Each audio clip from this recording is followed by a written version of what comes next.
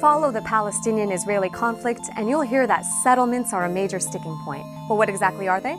Israeli settlements are residential areas built by Israel on occupied Palestinian territory, primarily for Jewish communities. But here's the thing, they are illegal under international law.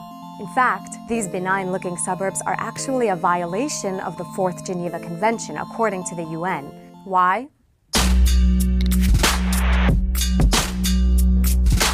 Because the Fourth Geneva Convention, which outlines protections for civilians in a war zone, forbids states from transferring their citizens to occupied land. But Israel has been doing exactly that since it occupied the West Bank in the 1967 war. By building these illegal settlements, Israel is trying to ensure it retains possession of that land even under any future peace deal. That's one of the main reasons why negotiations keep breaking down. While Israel insists that any agreement should allow it to keep most of the settlements, the Palestinians say they can't negotiate over land that Israel is continuously eating into.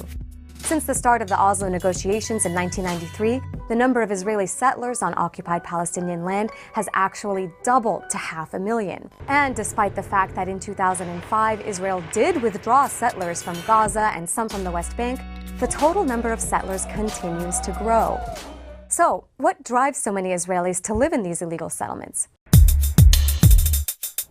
Well, many settlers go out of the religious conviction that it's their right to live there. But religion aside, the Israeli government also encourages settlement by offering lower tax rates, subsidized housing, and easier loans. And even though the settlements are deep inside the occupied West Bank, their infrastructure directly connects them to Israel. The Israeli army is heavily deployed to protect the settlements. Over 200 kilometers of road have been built on Palestinian land for the exclusive use of settlers. And while Israeli settlers in the West Bank are bound by Israeli civil law, Palestinians there live under Israeli military rule, meaning they're subject to checkpoints, curfews, detention without charge, and other restrictions. That's life under military occupation. So, what does this all mean in terms of a solution to the conflict or a Palestinian state? Well, the physical presence of the settlements themselves have broken up the occupied West Bank into many small, disconnected areas. And even though the built-up areas of the settlements make up barely 3% of the West Bank, the roads, military bases, and security zones that form the settlement infrastructure take up 40%. And it doesn't look like that number is getting smaller anytime soon.